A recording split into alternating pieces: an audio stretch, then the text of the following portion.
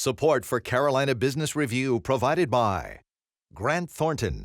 Operating in more than 100 countries, our tax, audit, and advisory professionals specialize in helping companies unlock their growth potential. Blue Cross and Blue Shield of South Carolina, where healthcare is changing for the better. Find out how at ahealthysc.tv. And by Sunoco, a global manufacturer of consumer and industrial packaging products and provider of packaging services, with more than 300 operations in 35 countries. Like it or not, many are heading back to school and back to work. There is that definite shift toward finding life's fall routines once again. Welcome and thank you for watching the most widely watched source of Carolina business and public policy. I'm Chris William, and as we try to do each week, we will again chat about those issues that are most acute and meaningful in our region with leaders Anita Brown Graham and Mike Brenan. Hope you'll stay with us. Major funding also by Novant Health, bringing you world-class technology, clinicians, and care when and where you need it. The Duke Endowment, a private foundation enriching communities in the Carolinas through higher education, healthcare, rural churches, and children's services. And by Blue Cross and Blue Shield of North Carolina. Who's responsible for rising healthcare costs? Join us and many others in a candid discussion at letstalkcost.com.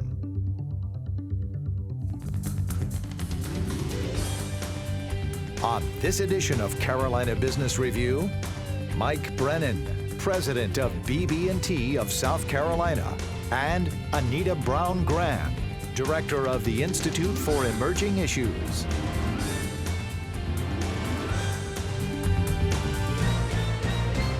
And now, here's Chris William. Hello, welcome to our program. This is what we always do. We always start a dialogue before the program and we get into it. So, Anita, thank you. Mike, good to see you. Thanks for having you both. Chris. What do you think was the most meaningful issue of this summer, Anita? You know, obviously questions about the economy abound, and in some ways this summer really brought to bear this question of how are we going to stimulate economic growth in North Carolina. We're growing by leaps and bounds population-wise. We recognize we need to create an economy that is large enough and deep enough for all of these new people. Is it by cutting taxes? Is it by certain investments? I think this summer was all about that conversation. Mike, same thing.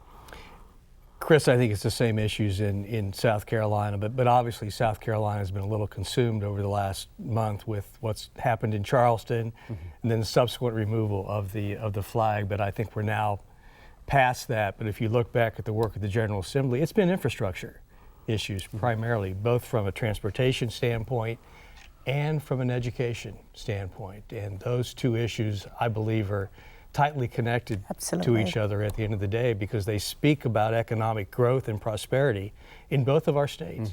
So, okay, so thank you for that cue and setting up. So, Anita, let's come back to you on something. So you said the economy, and Mike, you talked about transportation and education.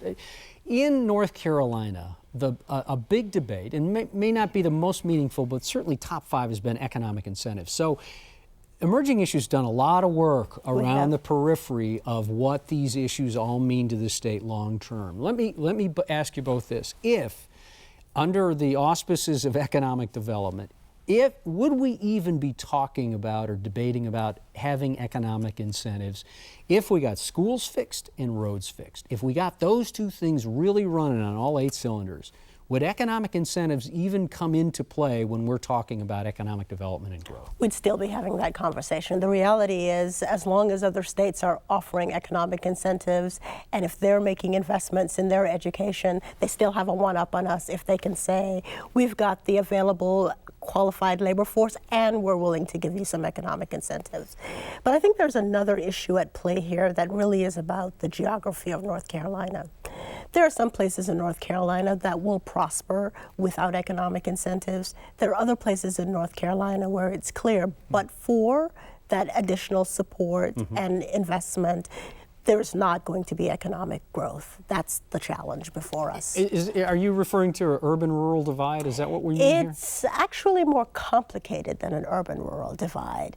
There are real job centers in the state, the Triangle, the Triad, Charlotte, where you probably will continue to have economic prosperity without much investment.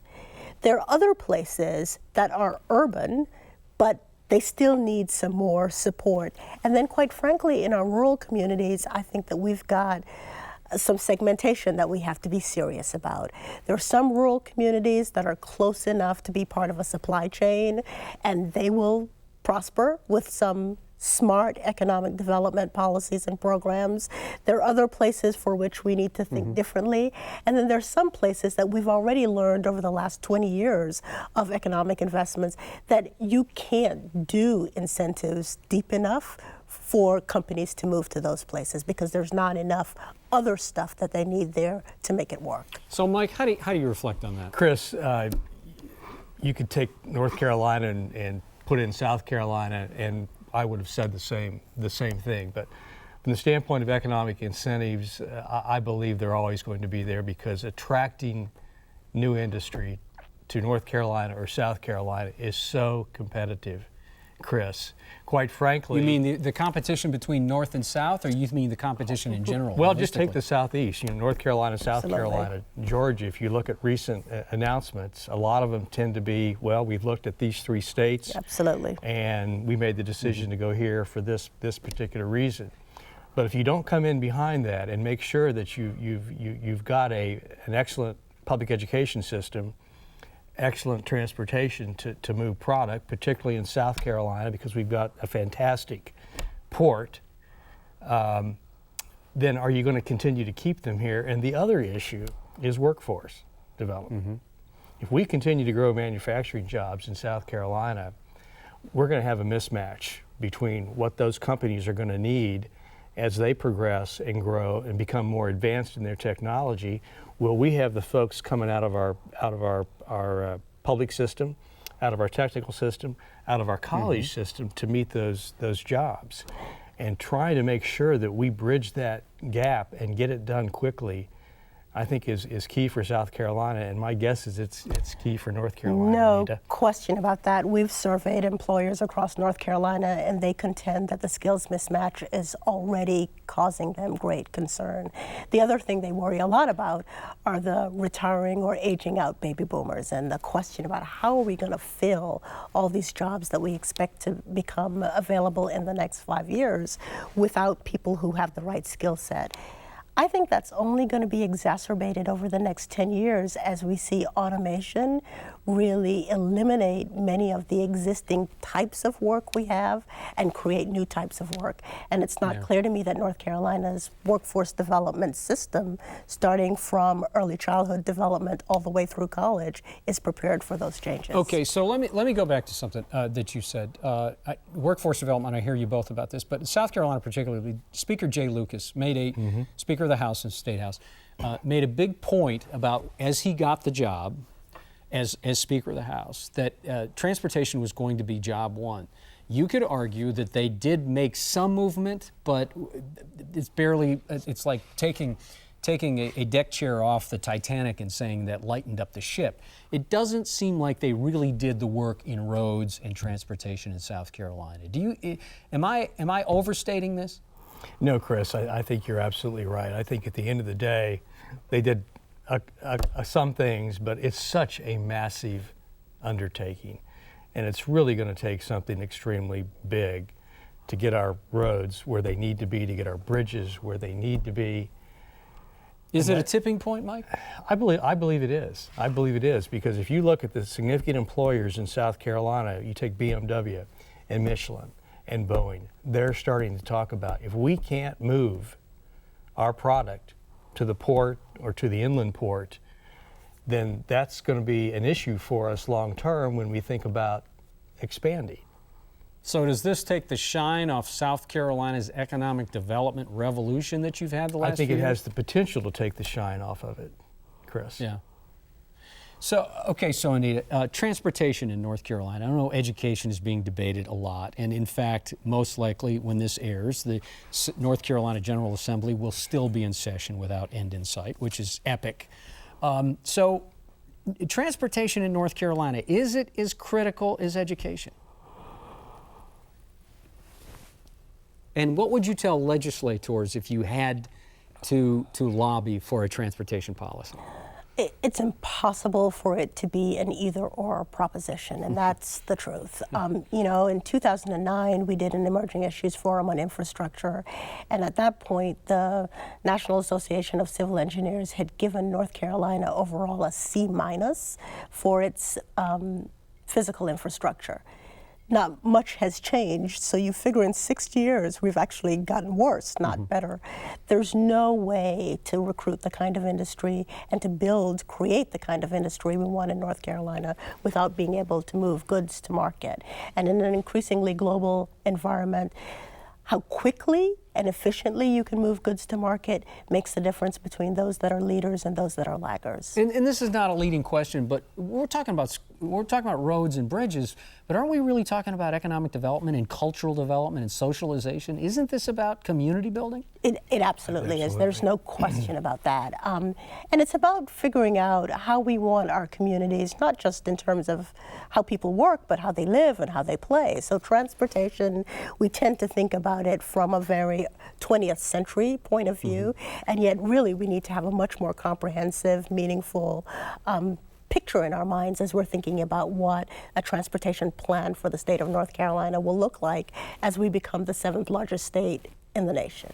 When both states are very proud of their infrastructure and their roads, it seems kind of ironic to hear this debate now kind of bubbled over to the public. So Michael, in South Carolina, the Palmetto State, business leaders, agency, non-governmental organizations have all said, and again, I'm not putting words in your mouth, but I've read the same headlines that many of you have, and that is this idea that there has not been nearly sufficient enough movement on roads, bridges, transportation. How does leadership start to put pressure and really make movement? Where do you get money from for billions of dollars? Well, in South Carolina, the business leadership has stepped up to the plate and made it a significant issue.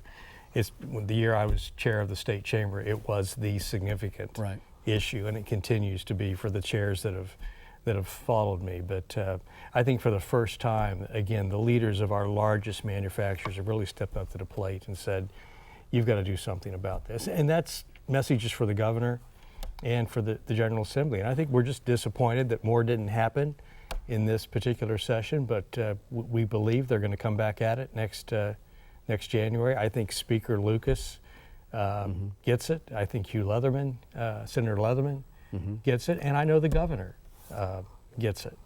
But the other piece of that is the public education piece. They both really go hand in hand. Yeah. And I'm actively involved, as you both know, in public education in South Carolina, serving on the State Board of Education, but then also working in early childhood care and education and trying to figure out how do we do that in South Carolina to make a significant difference. So how do you do that in South Carolina? Well, it's interesting. I'm chairing a legislative study committee that's trying to figure out where do we go with early childhood care and education. And, you know, we can continue to do what we're doing. I'm not sure that we've seen the results that we need to, so I'm not sure that's a viable option. The other option is to house early care and childhood directly in the State Department of Education. I know you've had Molly on the show, and she and I have had that conversation. But the one that intrigues me the most is creating a cabinet-level agency for children that takes everything related to early childhood care and education, including the medical, the nurse partnerships part of it, and put it in one agency.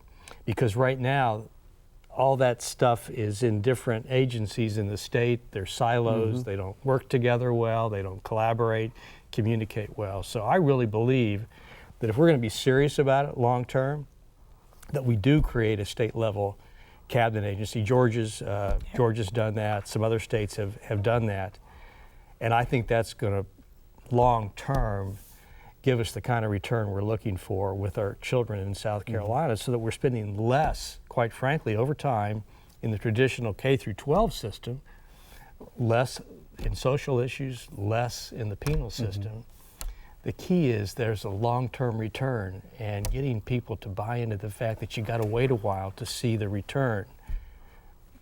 But many of us in the business community believe it's worth making that investment. So Chris, let me just suggest what happens if you don't do this. You know, I read last week that Charleston outpaces the nation in innovation, and Raleigh is one of the best places in the nation for jobs. There are going to be places in both of our states that are going to be fine, and they're going to create jobs, and they're going to have no trouble recruiting people from outside of the state to take those really good jobs.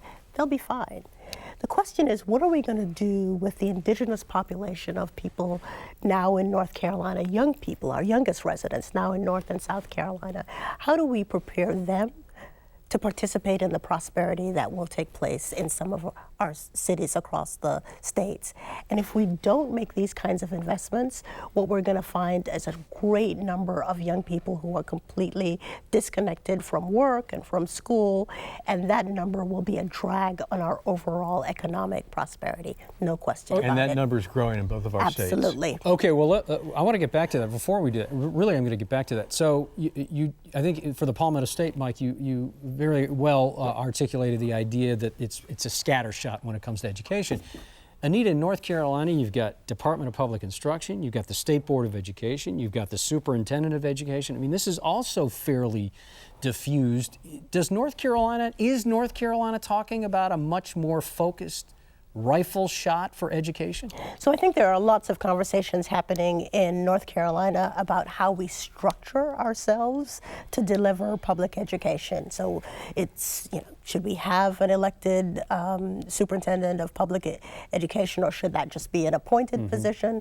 But all of that gives us the infrastructure. What we really need is a comprehensive plan in North Carolina, the kind of pre-K through 20 plan that you just heard Mike talking about. Who would run it?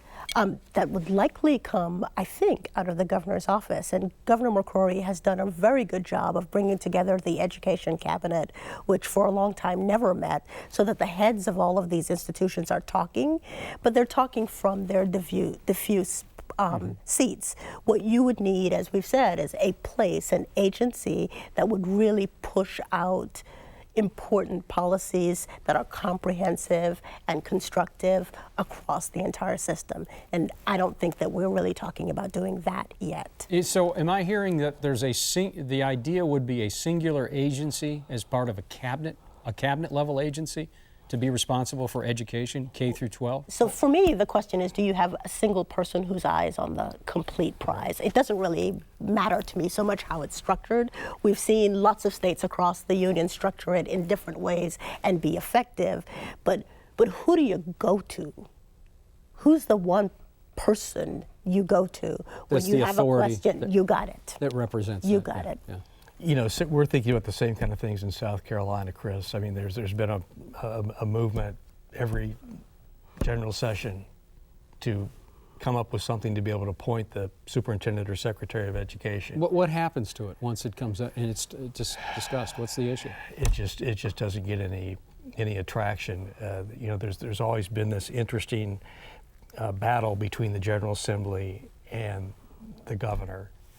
And our governor, that never happens. Our governor has even said that, make it effective after I'm no longer governor if you're concerned about who I might want to have as superintendent of education. But at the end of the day, that's the biggest piece of the budget in South Carolina is public education. Isn't that the biggest piece in North Carolina? And the governor ought to be able to have her person as the head of public education in South Carolina. And it ought to be a cabinet level position. Isn't that the biggest budgetary piece for North Carolina? I'm actually not sure. It may be Health and Human Services at this point. Yeah. Okay, so let me bring it back, because you also brought up the idea of getting younger people, millennials, even Gen Xers. I want to ask you about millennials.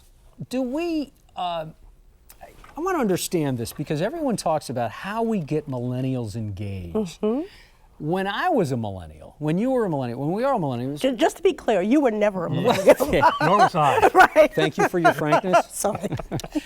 When I was that age, which seems like when the crust of the earth cooled, I guess the idea is I wasn't thinking more than how can I make more money, how can I have more fun. I wasn't thinking about being engaged. So why is this demographic that much different, and are they really that much different? So you may not have been thinking about how can I get more engaged, but you probably were more engaged than this demographic is.